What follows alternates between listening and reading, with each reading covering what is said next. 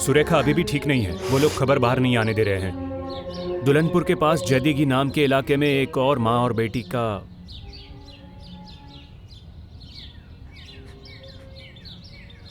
Moina, आप कैसी है?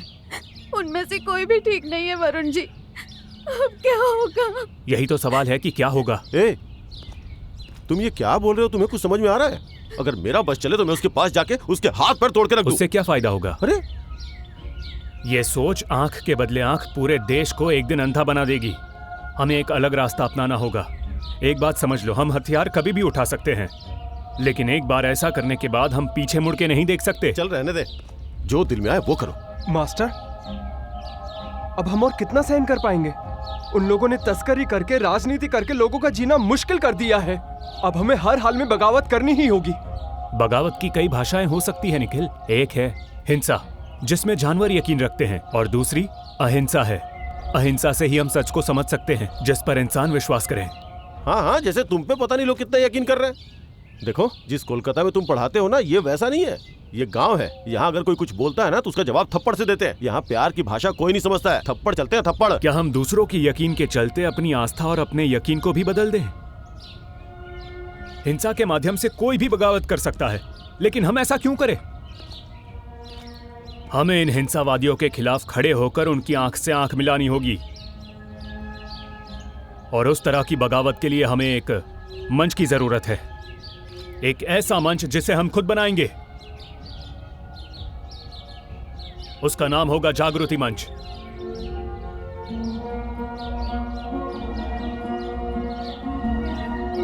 उठो, जागो, समझो कि तुम किस चीज के हकदार हो। उठो, जागो, और दूसरों को भी इस बात का एहसास दिलाओ। एकदम शांत। लेकिन याद रखना, जिद से भारी बगावत। लेकिन उनमें से कोई भी ठीक नहीं है।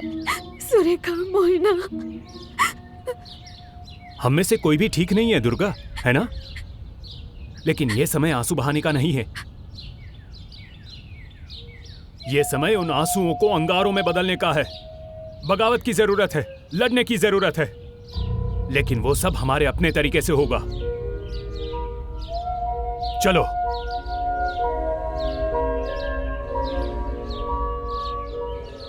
अरे बाप रे, लेकिन मैं क्या करूं, आप बताइए। मेरे हाथ तो बंधे हुए हैं। अजीब बात है, पहले तो वहां की रिपोर्ट्स यहां दर्ज होती थी। अरे वो आशिम बाबू है ना, वो एमएलए, उन्होंने एक नया कानून पास किया है। उसके मुताबिक वो पूरा एरिया मेरे पुलिस स्टेशन के इलाके में नहीं आता है। फिर पूछताछ कौन करेगा, ये बताइए। दूसरे पुलिस स्टेशन में जाइए। बहुत बुरा हुआ। शुक्रिया, चलो। मैंने कहा था ना, वो इलाका हमारे अंडर में नहीं आता है। अब जाओ, जाओ यहाँ से। कहाँ जाए, आप ही बताइए। हम परेशान हैं क्योंकि हम बीच में फंसे हुए हैं। आप देख सकते हैं कि यह लड़की कितनी तकलीफ में है। अरे तकलीफ में है तो मैं क्या कर सकता हूँ? लेकिन अगर तुम चाहो तो मैं उस इलाके को अपने अंडर में ला सकता हूँ। आपको शर्म नहीं आती? जरा भी शर्म नहीं आती? हमारी मदद करने की बजाय इस औरत की बेइज्जती कर रहे हैं। अरे मैंने बेइज्जती कब की, बताइए? ठीक है, अगर तुम्हें ये पसंद नहीं है तो जाइए यहाँ से। चलो। हाँ, मैं सब कुछ समझता हूँ, लेकिन आज कुछ नहीं हो सकता, क्योंकि आज पुलिस स्टेशन का स्थापना दिवस है। हम हमेशा अपराधियों से निपटते रहते हैं, तो आज हम सब के लिए एक खास दिन है। तो आज के दिन हम सब मिलकर मौज मस्ती करेंगे। हाँ, वही कीजिए, मस्ती कीजिए। सरकार इसी के लिए तो आपको पैसे दे रही है। ए, हम चुप हैं, इसका मतलब ये नहीं है कि तुमने हमें खरीद लिया है। तुम्हें जेल में डाल देंगे ना, फिर पता चल जाएगा कि हमें किसके पैसे मैं मिलते कुछ हैं। कह सकता हूँ सर? आपके घर में भी औरतें हैं, माँ बहनें हैं, वो भी गांव की इन्हीं सड़कों से गुजरती हैं। वो लोग जानवर है सर। जब वो हमला करते हैं तो वो ये नहीं सोचते हैं कि वो रिक्शा वाले की बेटी है या किसी पुलिस वाले की। देखो, तुम समझदार आदमी लगते हो, लेकिन चाहे जो भी हो, हम किसी को भी गिरफ्तार नहीं कर सकते, क्योंकि अपराध जहाँ हुआ है ना, वो इलाका हमारा आपके अंडर नहीं आता है ना? हाँ, तुम सही कह रहे हो। होशियार लगता है सर। और तुम लोगों ने इल्जाम किस पर लगाया है? प्रशांतो मंडल पर। कोई पुलिस इसे गिरफ्तार नहीं कर सकती। किसने शिकायत की है मेरे खिलाफ? वरुण विश्वास। तुझे मैं मिट्टी में मिला दूंगा, स्वर की औलाद। तुम्हें क्या लगता है तुम ही सिर्फ ऐसा कर सकते हो? हाँ, मुझे धमका रहा है? धमकियों के लिए एक अलग नुस्खा है मेरे पास। औरतों के लिए एक अलग नुस्खा है, उनसे इतना प्यार जो करता हूँ, और आदमियों के लिए एक अलग नुस्खा, सीधे फिनिश। जब हम रिपोर्ट लिखवाने के लिए घर से निकले तो हम तैयार थे कि तुम्हारा सामना करना पड़ेगा। अब हमें देखना है कि कौन ज्यादा मजबूत है, तुम्हारा गुस्सा या हमारी सहनशीलता।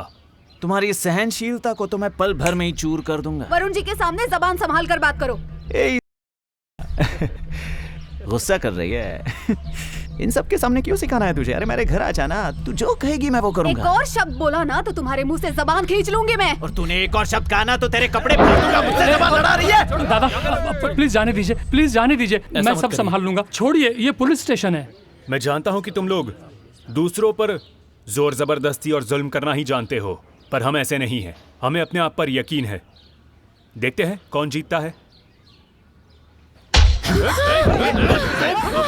कोई भी आगे नहीं आएगा, पीछे हो जाओ। नमूना तुझे अभी नमूना दिया। मंजूर है, मैं तुम्हें कभी आत्मबल का नमूना दूंगा।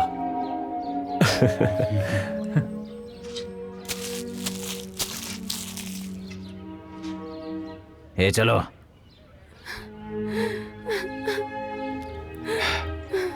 आप लोग रिहर्सल करिए, चलता हूं, चलो।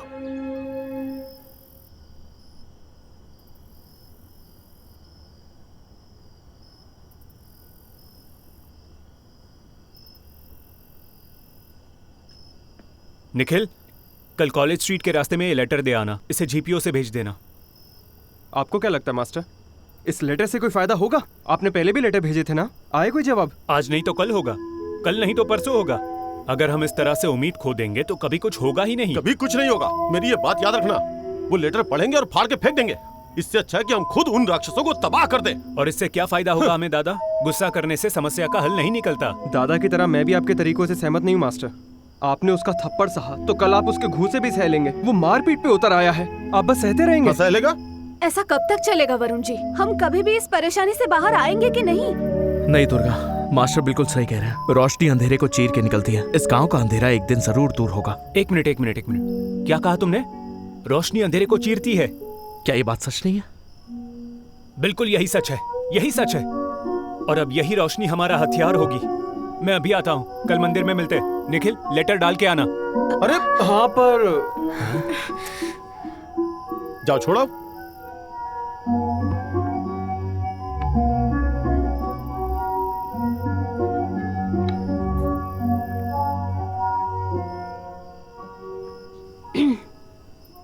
तुम सब चले गए, तुम क्यों नहीं गई?